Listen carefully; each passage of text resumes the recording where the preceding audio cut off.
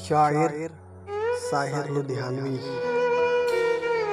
پوچھ کر اشک اپنی آنکھوں سے مسکراؤ تو کوئی بات بنے، سر جھکانے سے کچھ نہیں ہوگا، سر اٹھاؤ تو کوئی بات بنے۔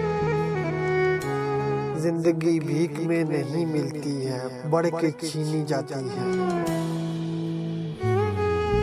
اپنا حق سنگ دل زمانے سے چھین پاؤ تو کوئی بات بنے۔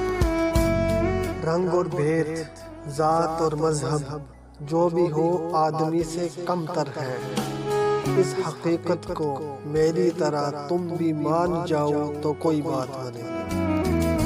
اور نفرتوں کے جہاں میں ہمیں پیار کی بستیاں بسانی ہے۔ نفرتوں کے جہاں میں ہمیں پیار کی بستیاں بسانی ہے۔ دور رہنا تو کوئی کمال نہیں، پاس آؤ تو کوئی بات نہیں۔